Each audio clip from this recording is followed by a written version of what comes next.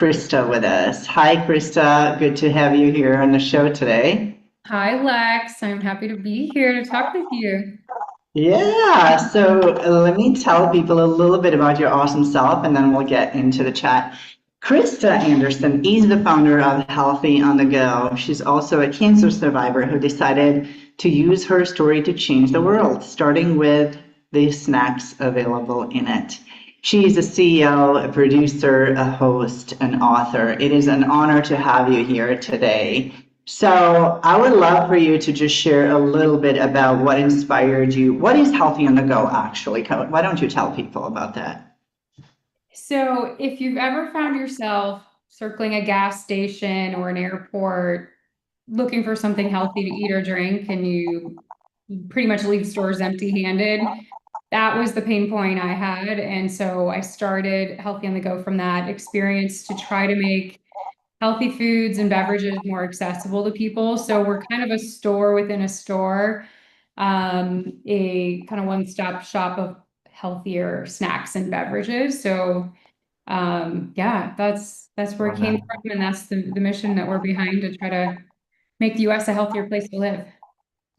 And I love what you do. I mean, I've known this for years because it's so frustrating, right? When you want to eat healthy these days, unless you like sneak in your own healthy food, you can't find it. Like if you go Mm. to a water park, if you go to a movie theater, if you go anywhere, even the overpriced movie theater, fine, I'll pay $15 for a stupid snack, but at least give me a healthy snack.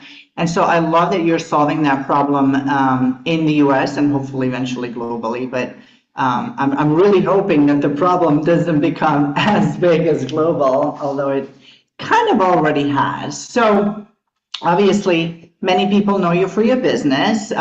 If they have been at gas station or airports, they might have even seen your picture on it. But what is something that people close to you know about you that most people don't that you'd like to share? I have one lung from my cancer journey, and I'm an avid road cyclist. So I kind of learned by accident through COVID. I picked up cycling because we couldn't go anywhere. I live in France, so we couldn't go anywhere within like just a kilometer of where we lived during that time. So I was on my bike riding around, actually going outside of the distance we were supposed to go.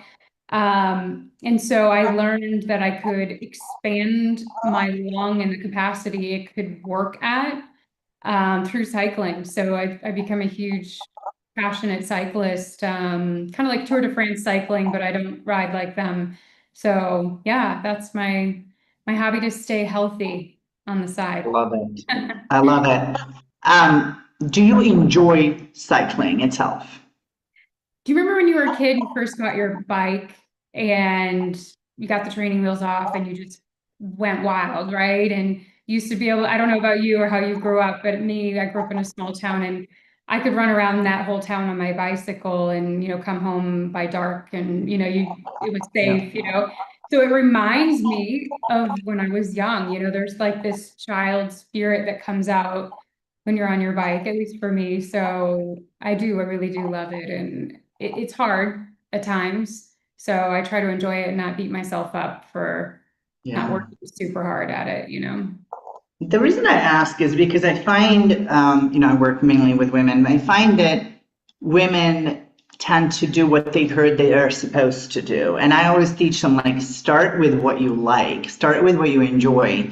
Because if you're dreading it, it's already hard, right? Like, working out is hard, cycling is hard, running is hard, like, lifting, like, whatever you choose, it's going to be challenging. Yoga is challenging, everything is challenging. But if you hate it on top of that, you're not going to stick with it. And that's why I asked that question because I want women to hear to say, okay, it doesn't have to be what everybody thinks it should be. It can be what I chose it to be. So thank you for sharing that. So they say, and we all know that success often comes with some form of sacrifice. What is something that you're unwilling to sacrifice, no matter how busy life gets? I'm not willing to find myself stressed with my work. So, one thing that I've learned the hard way, and I feel so many people get caught in chasing the American dream. We are taught in a society in the US that success is money and success is fame and having stuff. But I would pretty much go to say that a lot of people are searching for something else right now. I think, we after COVID is another a time frame as well that people started to reevaluate their life and realizing what the hell am I doing with it? And I think a lot of people are trying to go back to slower living. And so I learned that the hard way much before COVID, and that was the pivot I made to come to France and slow my life down because I learned from that culture what it is to really live, and what matters in life. And so I'm not willing to get stressed anymore with my work. I will walk away from the computer and take a couple days off if I have to, if I find myself overstressed about something that went wrong, or I don't want to go there anymore. It's not worth it. So that would be my answer to that. Yes, as someone also who lived in the United States for a long time and now currently in Europe, I can attest to that. To me, I'm finding my own middle ground, right? Like I grew up in Europe where it's like, you hardly work and you just, you enjoy life.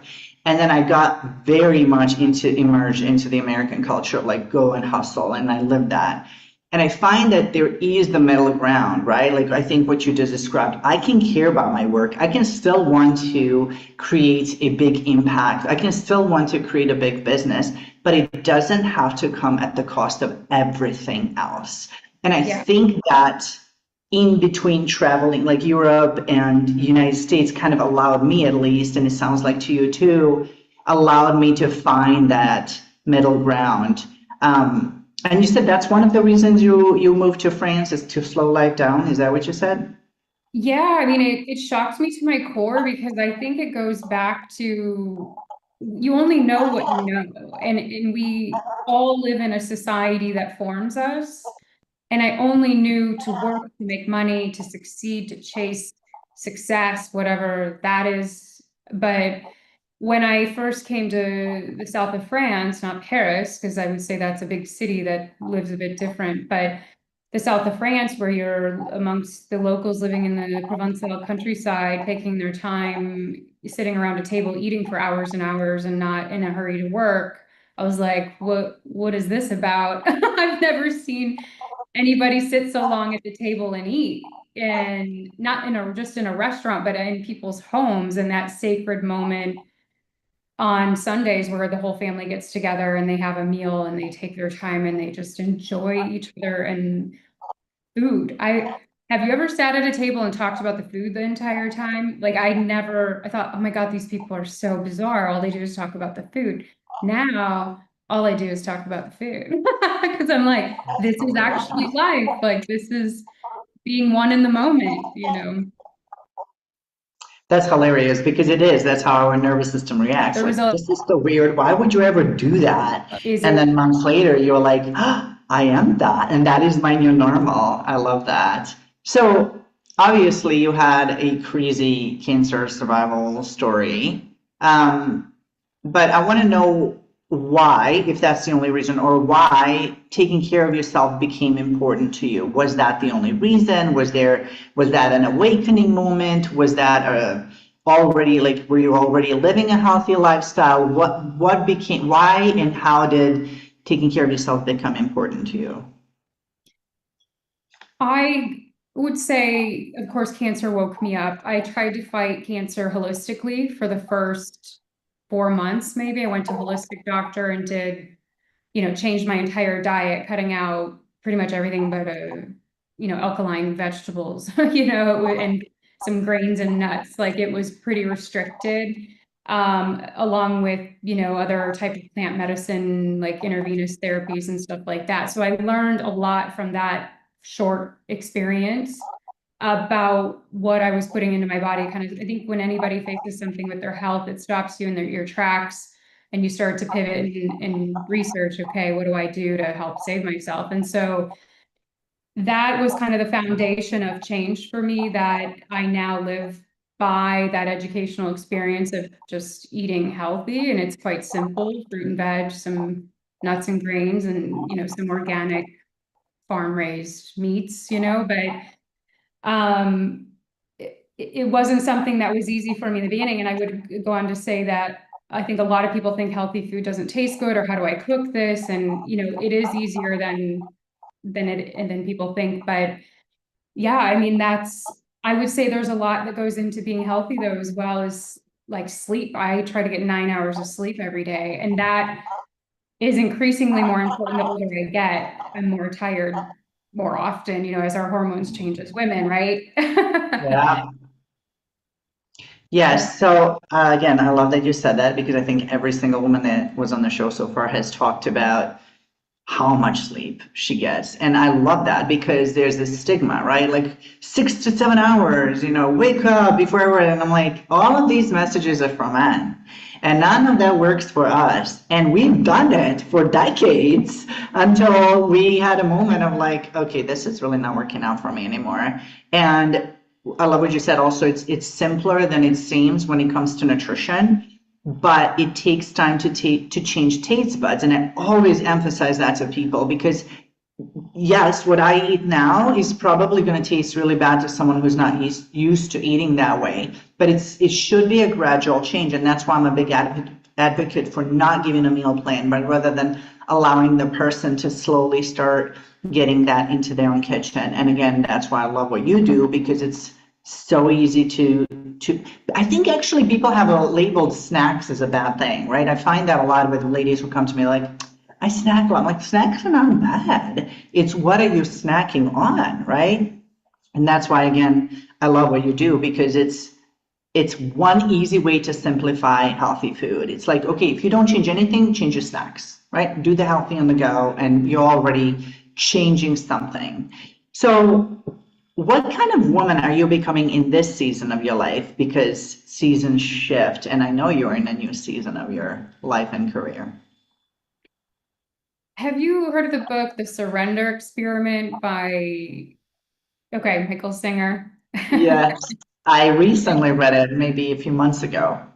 Okay. I tell everybody about it because it's the best book I've ever read. It changed a lot for me. It's actually how I met my boyfriend. But it's this philosophy of saying yes to everything. Of course, I think there's things you don't want to say yes to in life, but like that idea of kind of taking risk and just saying yes to what comes to you and letting life guide you. And I think that's kind of where I'm at is just letting go and being more free in my journey, that it doesn't have to look the way that I planned it. And saying yes to things that would scare me and going for things. So, and that's also the older we get, you think, at least, I don't know, I'm 40, I look back, I'm always reevaluating my life, I should say. And am I on the path I want to be? Am I doing what I want to do? Am I happy? Am I enjoying life? And I think that's all kind of in that same vein, is really just enjoying life and not taking it so seriously and getting so stressed over money or whatever. I think that's a lot of women when we hit 40s. People talk about hormones and hormone change. I'm like, that is like the least of the things, the shift. It's like you just came to a decade where you're like, why did I care so much about other people's opinions? And Oh my why did gosh. I care about, right? Like, why did I care so much about like thinking that I want this and that and that? It's like, what is it that I actually want? And it's like 40s are the first time that a lot of women start actually asking themselves, who do I want to be? What kind of Who do life I do I want to want to be have? around? Who do I want to be around? Like, what's important to me? Like, it's like, I feel like it's an awakening. Women come to me, they're like, help me sort out my body. I'm like, it's an awakening. It's like your body is forcing you to stop and ask yourself some questions instead of just keep going at the pace that you are used to going. So let's Yeah. share a little bit more about the things that you do. So that make you run on your best, right? So you already mentioned you don't allow stress. You mentioned sleep. Obviously, nutrition is your life. What are some things that you consistently do that you think that maybe most women overlook? I mean, well, the first thing that comes to mind is hobbies, is that balance that not everything is, this pressure of fitness or work, but kind of a creative outlet. I think we all need one. And for me, I'm really into home decorating, my garden. We just moved into a house with a big yard, and so I've been gardening and doing things like that that I enjoy. And I would say that when you look at the blue zones where people live the longest, kind of those 7 common reasons how they live so long and are so healthy, is one of those is like gardening. They're outside moving their body, and that's a form of fitness as well. Also community. I think community is super important, is who's in your corner, who are you in the corner for in their life. And it doesn't have to be a lot of people, but just a couple close people that you've got. Community is a huge health boost. It's so important for our health and our mental health. And I want to go back and say one thing one of the first things that we discussed is a lady that her and her husband are staying in our guest house this week, and she was saying, I hate working out. I can't do it, and I'm gaining weight, and like I don't know what to do, and I just don't know what to do to enjoy. She's trying to think of it from how you were saying. And I said, what if you just started walking and took a couple friends with you? And I said, imagine the mental health boost of just walking and chatting with girlfriends and talking about life, and you're moving your body, but it's also giving you extra having these people you can share your life with. So I think those are really Absolutely. great ideas. And that's again, my point is we have to find what we like. I have a client, well, we're done working together now. She originally, it was like the weight loss. I'm like, that's just the effect, right? And the same thing, she's like, I know I need to go to the gym. I know. And I'm like, stop. What is it that you want, right? And she's like, well, I go, I walk my dogs a few times a day. And I'm like, all right, let's increase the walk. Would you do that? She's like, yeah. She became a hiker. She is now she goes hiking every weekend. She tells people, she brings people with her. And then in the process, she started wanting to gain strength and started working out at home and started working with weights. And I tell people, like, when you start with something that you like, your body will naturally get you moving and tell you what more it needs. It's going to tell you if it needs more yoga, if it needs more, like, you have to do what you love to do. And walking is very simple, but there are people who will also say, I don't have time to walk. There are ways to do it. I mean, I have clients who I start off with 10 squats, like literally do 10 squats at home. That's it, that's your workout. Because it can be different for everyone, but it has to be something that sticks. What I love about your example is connecting it to the mental health, because I talk about this all the time. People come to me for health, and I'm like, what does health mean to you? And they'll say, I want to go up a flight of stairs, and and I'm like, mental, emotional, physical, spiritual, but mental is where everything is, right? Because I was fit when I was competing in bodybuilding. I had a six pack, and I was miserable. I was absolutely miserable in my life. And I've learned that physical is just a part of it. It's a part of it, but it's just a part of it. And if you're going for it just for the looks, it's never going to work. And if you're going for it for just one reason, it better be the mental health. So Yeah, doing it with somebody keeps you accountable too, because they're going to text you and say, hey, should we go for a walk? And of course, the first thing you're going to think is, oh, I need to tell her about this. Yeah, let's go. I need to give her the update on this. So I think the other thing in what you're saying is, once people get started, at least I know for me, like when I go on vacation and I get off track and I come home and it's really hard to get back on track. But once I get going and I feel good in my body, it's like, okay, I can't slow down. This makes me feel good. And I think that's what people start to see. And it's kind of like a snowball effect, right? Yes, absolutely. And again, glad they made that point, because it's like, oh, I don't feel like it. You are not supposed to feel like it before it's your full habit. And it's like, how do you like the moment when you're in the workout and you're like, oh my God, like I'm in it. Like I have that second wind, or whatever it is, like people call it. And I tell people, you don't get there before you're working out. It's impossible for you to get the workout high before you're working out. So you have to get going, and then in the process, you're going to do it. And again, that connects to the point of having to do what you love. For some people, it's swimming. Like when we were in Panama, we had pools, and it was so easy because it's like you're always wet, you're always in your, swim trunks. So it's just easy to go. Here, I'm like, gotta get to there, gotta change. Like it creates a lot of mental chatter for me. So I created a home gym because it was like, okay, this is what's gonna work. And again, I hope that listeners are not getting confused by this, but like, I don't know which way to go. Just ask yourself, what is the easiest thing that I would actually enjoy doing? What is one thing that I would love to do? So again, thank you for sharing that. So valuable. What makes you feel beautiful and confident today? It's fitness. I mean, I hate to beat a dead horse here, but it's fitness. Even if I'm not seeing results, I feel better in my body with the consistency. And that mental feeling of being consistent makes me feel like I've got some sort of control over the way that I look. And, so I would say that's number one, definitely. And mine are a little more intense, but I do these workouts on YouTube. They're free, but it's by Heather Robinson. And I've been doing those for probably 5, 6, 7 years. So there's a lot of free stuff out there too that people can jump into. Yeah. So I know that you travel a lot between US and France, like a lot. So how do you maintain this? Because some women will say, I just don't have time. She's living in France. She's living this amazing life. She can do what she wants.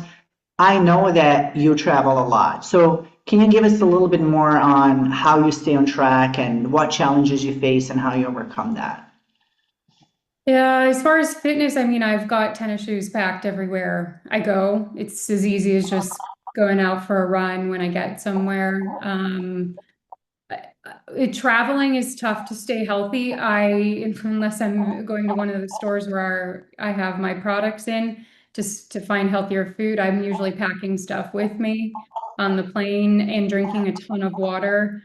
You get really dehydrated flying, so that's one thing I try to do a lot of, as well as my skincare on the plane is staying very moisturized because it gets quite dry as well. So, but it's just fitting it all in. It's like, how do you raise kids? I don't have kids, and I don't know how people fit that all into work and everything. You could answer that question, but it's the same thing as, you just figure it out. You find 20, 30 minutes, and it doesn't have to be much, and just, moderation. Yeah. A few Just days. do it. Yes. It's the Discipline. There's no simplicity. easy way. There's no one way, and it's the simplicity. Once again, if it's like I was a gym rat, BC, before child. I would go to the gym and it would not be a problem, but it was also positioned like on the way from my fitness studio. Like I had a fitness studio and I wouldn't work out there. I needed the social part. And the gym was on the way home. So it was like it flowed for me. Now with a kid, we had a gym when we were in Panama. The complex where we lived had a gym, and I would go there with him in the evening, and we would blast music and we would make it fun, and he would work out too. And now it's a home gym because I was like, there's no way to go to the gym, work out, get home, still have time to play with him and do all the things I want to do. So it ended up being a home gym. And I told my husband the other day, I said, I'm so used to working out in my underwear now, barefoot, that I don't think I can ever go back to the gym. Like, You might show up in your underwear. You'll go to the gym in your underwear, like, oh crap. Yes. And so that became the thing. And what I want to say with all of this is seasons change, life changes, we get busy with different things, but it goes back to the priorities. And the reason I started this live series in the first place is to show women that to hear it from successful women like yourself, that it's possible and that nobody has it perfect. The one lady that I interviewed was talking about how awesome marriage she has and how big of a deal that is. The next lady is like a single mom, still also successful, talking about her point of view. There's like people talking about all these different things because it doesn't have to be like, if we want to create an excuse, we will, right? Or this person has, an easy life in France, or this person, has a nanny, or this person doesn't have kids, or this person. anything can be an excuse. At the end of the day, it's like, again, how am I going to take care of myself and how am I going to fuel my body for the future that I want? And again, your story is very powerful because it starts, with really hardcore cancer treatments and everything, even though you were wanting to go the more homeopathic route, but it ends up being, hey, this is how I'm going to make life easier for you. Again, it's healthy in the go, it's snacks in the go, it's at least one thing. Here's an idea: go for a walk, go to a place that has healthy on the go, grab a snack, and walk home and have your snack, right? Like, it doesn't have to be hard. So let's talk about difference in this season. Like, what have you learned about your body in this season that you wish you knew maybe earlier? I wish I would have worked well, this is all how it looks, like taking care of myself before I hit 40 in a way that, when we get older, at least my body, it's harder to change once it starts happening. And I think since I've turned 40, everything seems to be changing. And I wish that I would have, got my body to a place that I really want to maintain, because it's easier to maintain than try to do the heavy lifting after that, after your body's kind of been let go of it. But I wouldn't say, I have a lot of work to do, but I would say that I wish I would have been looking at what skincare I'm putting on my face, what, that type of stuff we're just now starting to talk about. And there's a really great app called Yuka, which most people probably have heard about. It's Yes. actually a French app. It's been around forever here, but it just arrived in the US over the last couple of years. And, just scanning skincare, knowing what you're putting on, in your body, because on your skin is the biggest organ we have. So I think that's what I wish I would have been doing earlier on, is looking at that, because now I feel like I'm aging a bit more. There's So that quote, the best time to plant a tree was 20 years ago. The next best time is today. And I love yeah, that quote because it can be applied to anything. Yes, the best time to put on muscle is decades ago. The next best time is starting today. And it's yeah, never too late. Body changes in 40s, but once again, I like to reframe it for ladies to say it's telling you to wake up. It's telling you to do it your way. It's telling you to listen to it because we've been ignoring it for so long. And so, maintenance is definitely easier. I've been in maintenance mode. I've been in building modes. Maintenance is definitely easier. But wherever we are, it's not too late to start because the goals can change too, right? yeah, So absolutely. what habits would you say made the biggest difference in how you feel physically? Consistency of, I think, just doing something at least 5 days a week, when it comes to the fitness side of things. But also recognize when I'm stressed and slowing down and taking a time out. And for so many of us, we're glued to technology. I would say my brain is not in a healthy place when I'm using technology all the time, especially because I work from home. I'm on a computer all day. I have to I take about an hour or two in the middle of my day and go do something. Usually I cycle or run or just, go to the store and grocery shop, something to just stop the penetration of that. And I'm trying not to use my phone at all much anymore. And it's challenging because we live our life around that. But when we go on vacation, I totally turn it off on do not disturb, and like nobody needs to get a hold of me, because I Yeah. think technology is making us more ADHD and more not present. I don't Yeah. know if you feel this way, but it's like the mind can get so clouded, and I think it's sucking my life in a way, and it's taking time from my life that I'll never get back, and none of that matters. Scrolling on Instagram, worrying about what everybody else is doing, that's such a waste of my life. So Yeah. I just cut it all out. I'm trying to go back to the beginning of time, the way our grandparents lived. But it's hard. Yeah, and what you shared is very real, and I think more people are struggling with it than are willing to admit.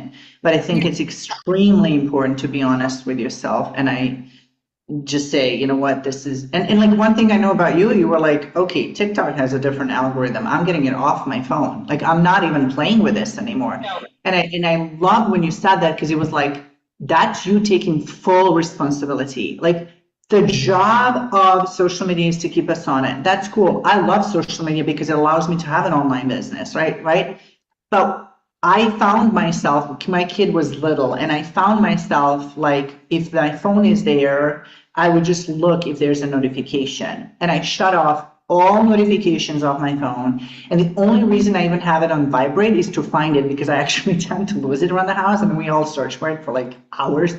And so I'm like, all right, I can do the vibration. And I turned off no notifications. And let me tell you, it took me a lot, like probably over half an hour to find every notification and every app to turn it off. And then now if it's like, oh, if it pops, I have to go and turn it off because it can very easily steal someone's life. And I think that's the truth for most of the things, right? Like there's a good and the bad in everything.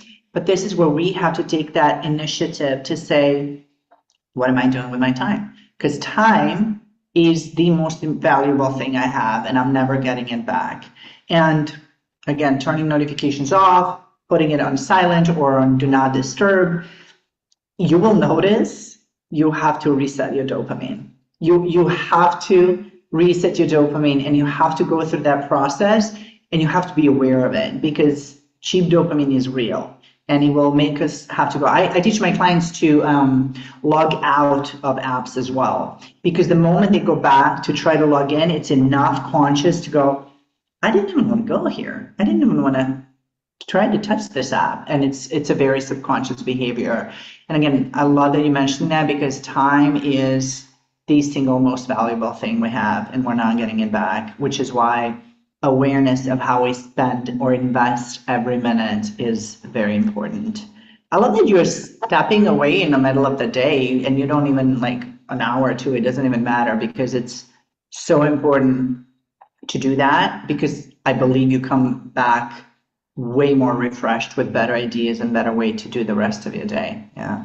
Absolutely. There's somebody there's another amazing podcast I follow called The Wellness Scoop, and one of the women on there, she's talking about how she's doing a no technology summer for her two daughters while they're out of school.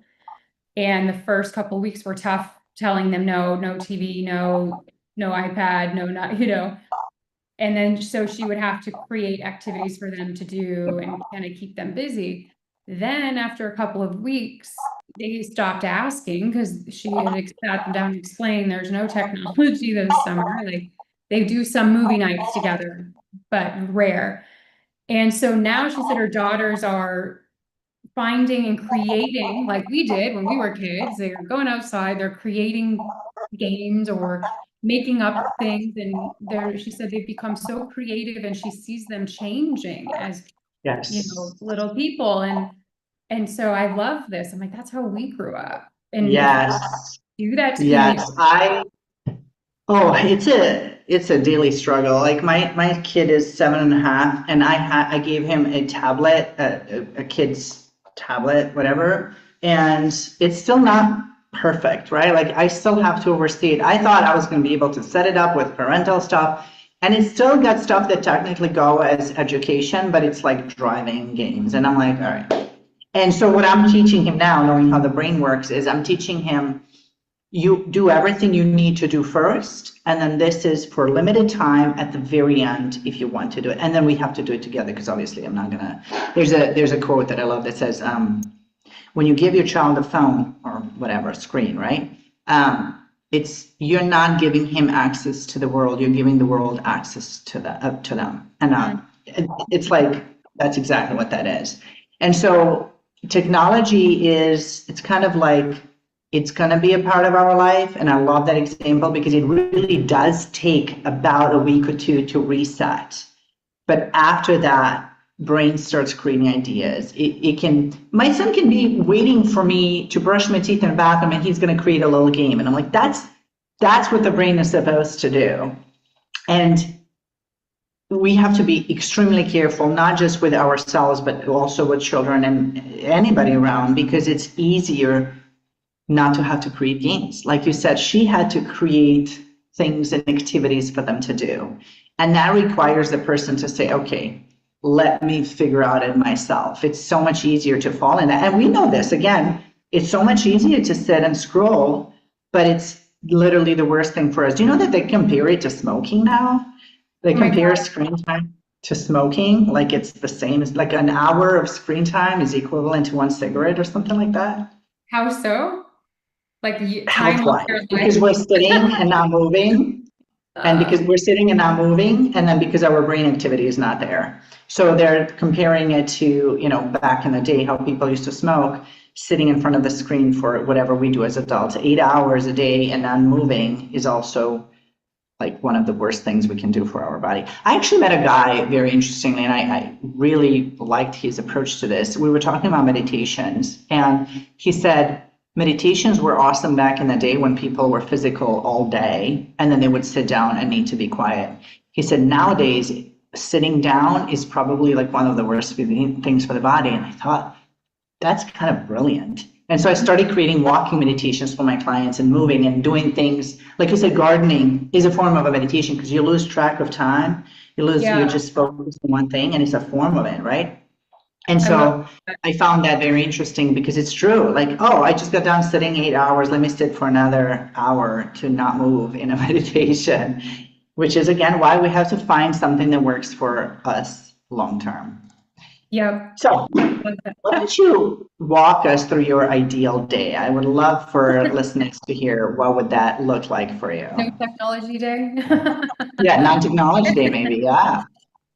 Man, I think just taking my time, I would say the last couple of weekends at home have been kind of an ideal day that I find myself bored and I'm thinking of things that I can do or need to do, like just, whether it's, I went to college for fashion, so I'm into looking for, this is a whole nother thing about being healthy, but what's on our clothes and natural materials. So any natural fabrics I'm seeing that are old, like in secondhand shops or these types of places, I'm trying to scoop them up to start creating my own clothes. So things like that I can I'm just bored, find myself bored, reading a good book, having a good cup of tea or coffee, chilling at home. I'm such a homebody, so I would say it's just a day at home, eating something good and, yeah. I wouldn't say there's a whole perfect start to finish day for me. I would just say it's just chill with nothing to do. Yeah. Boredom. Yes, boredom is extremely important for the brain. When was the last time you were bored, Lex? I love being bored. Well, yeah. If I'm not working out with my kids, so for me being bored, I have learned that in this season, for me, there's not a lot of boredom, but I have learned to fill it up with things that are productive, and even though productivity can be laying in bed and doing nothing, because there's the non-sleep deep rest, NSDR, where you just lay in bed, kind of a form of a meditation, but you're just letting, I call it a thinkitation, letting your brain just have thoughts and create things, not in the worrisome, like, oh my God, this needs to be done, then needs to be. It's more like creative mode and just leaving your body just to kind of stay rested, falling asleep. But I've learned my thing is productivity. Even though productivity back in the day meant doing something all the time, right now, the most productive thing at times can be to rest. So I do have to incorporate. Yeah. Absolutely. So what are some non-negotiables in your schedule? I would say learning to say no to things and people that are going to take from my peace and happiness. I'm a bit of a people pleaser, so I'm learning to have boundaries with people. So those are kind of my non-negotiables now. I think I was explaining to you recently on a voice note, I'm not putting things in my calendar that are, unless they're super important. Like I'm vetting people in work meetings in advance, see if it can be done via email instead of carving out 30 minutes of my day of it not being productive. So learning to say no and not just taking everything on, to keep things very, very simple and not giving just everybody my time because I need my time, is getting selfish with that. Love it. Love Yeah. it. Um, if someone spent a week living exactly like you, what do you think would surprise them? That they could get a lot more done doing less. Yes. I think that's one thing I've learned from what I call kind of escaping the American dream, whether it was moving to this country or just not making work everything, I think was the pivot. Is that the time spent on my business is more about quality than quantity, and letting go, I think, is the energy that's changed everything for me. That actually taught me, I accidentally learned this, was when I let go of trying to make my business successful and make myself successful and make things happen, to make money, to make it grow. It started growing when I kind of gave up and just started, doing bigger Yeah. pieces of the puzzle with less time. Focused on Yeah. the most important parts of the business, letting everything else go.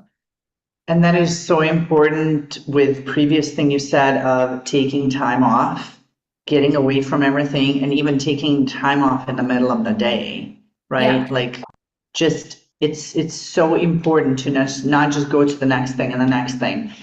People severely underestimate how sensitive our brain is. And we're Mhm. trying to push it to like go, go, go, go, go. And our brain is like, I need a reset, right? I need a little bit of something else. And Yeah. so it goes exactly with what you said is I think that taking that time off and taking an hour or two in between or not allowing yourself to get stressed out, all of that allows you to actually sit down and get way more done in a less period of time and then have more free time. And that's So actually a really great point, is that when you're taking time out, that's actually like what you were talking about earlier, laying in bed is productive. Like taking 2 hours out of the middle of my day to go for a run or a bike or sit in the bathtub, I get a lot of accomplishments done in the bathtub, just thinking and relaxing. But it allows our mind to just freely think, and you can come up with so many ideas or solutions for things, or it's productive time. It's yeah, very productive. And I think absolutely. that's the thing in a lot of cultures in the, especially US, is that it's this go, go, go, where you're just heightened stress, you're not slowing down, you don't have time to eat, you're eating at your desk while you're working. Mhm. Like that's considered productivity. It's not. Yes, and it's not.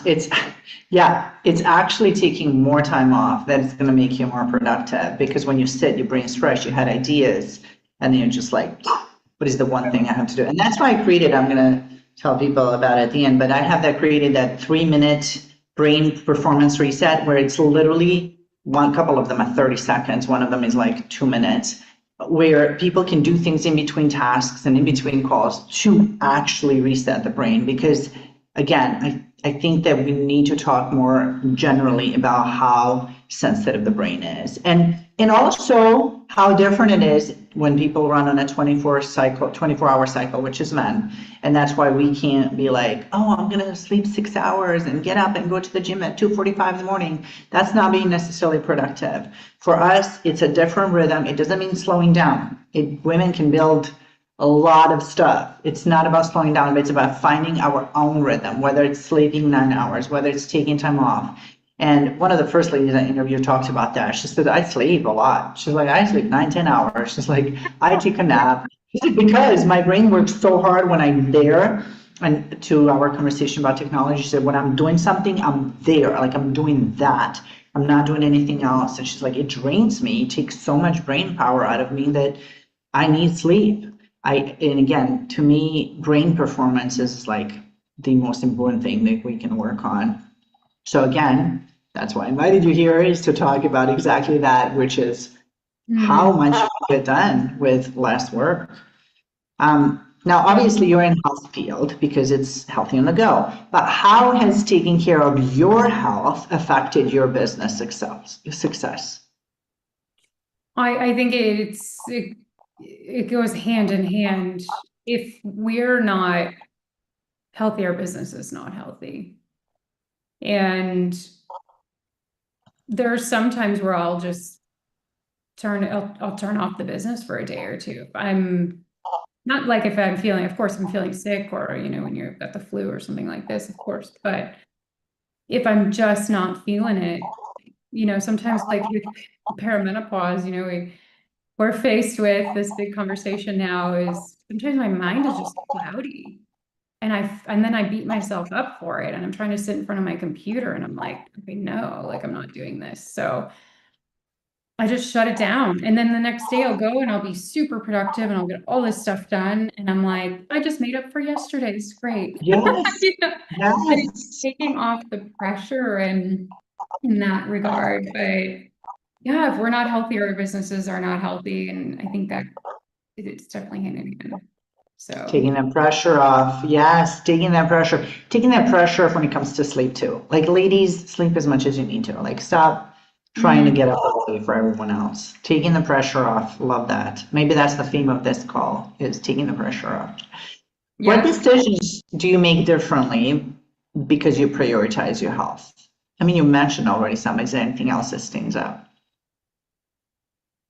What decisions do I make differently because I'm doing that? I think it's it's every part of my day to day, honestly. Everything I do is because I can get quite tired easily if I'm not taking care. If I had a couple more margaritas than I should have had the night before, just enjoying time with friends, that, you suffer for that the next day. So I very try to keep that kind of stuff to a minimum, but yeah. Um, yeah, yeah, Everything gets organized around you. I love it. yeah, exactly. So, what does thriving in your 50s, 60s, and beyond look like for you? Oh, Lord. I think being healthy and having good people around me that I love spending time with, just a simple life. I would say I'm in a totally different season of my life than I ever was before. I thought I would be doing so many different things than I am today. And it's our desires change, right? As we experience different things through life. But I think just having a solid community around me and being healthy. Yeah, absolutely. Yeah. If you were to be remembered for one thing besides your business accomplishments, what would you hope that would be? And I deeply cared for people, really just I carry the weight of other people's emotions very easily, and I just want people to enjoy life. Yeah. Love that. Love that for you. What is something exciting that you're building right now that you'd love people to know about? Or is it simply growing healthy on the go?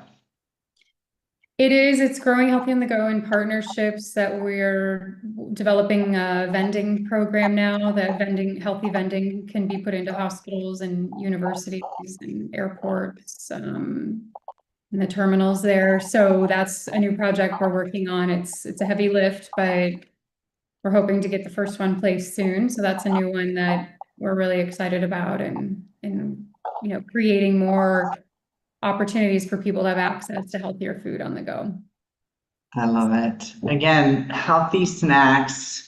You can see Krista on Healthy on the Go in it's on gas stations, it's at airports. Now we're looking at hospitals and all We kinds are of in different things. hospitals, yeah, You're in nationwide. hospitals, Yeah, yeah. which is interesting, right? You need healthy snacks in hospitals, which don't have healthy food, but that's a whole story for another time. It's crazy. But we are lucky to have you with Healthy on the Go to provide opportunities for people to stay healthy on the go. I remember driving through, gosh, it was like Kentucky, it was Tennessee. I remember Gatlinburg, Tennessee. We went for a vacation. I was like, I can't eat anything. I literally cannot eat anything. And it was so frustrating. And then we were driving through Kentucky and I was like, Jimmy John's was like the closest thing to something semi-normal that I could get. Otherwise, it was literally like I'm just gonna fast for like 2 days of driving because there's nothing, which is why we need Healthy on the Go. Yeah. Thank you, Krista, for being here today and sharing your wisdom. Ladies, you heard it. Take time for yourself, take care of your health, be healthy on the go or off the go. Meditate if you want with gardening, do things for yourself and find something that works for you. And if you would like to grab my 3-minute brain performance reset toolkit to stay sharp and energized all day, I will have that in the comments. If you want to connect with Krista, she will be tagged here and I'll have all her information in the comments. I know you're the most active on LinkedIn, is that right? Yeah, on Instagram. There's LinkedIn and Instagram, that's Yeah. where you can find Krista.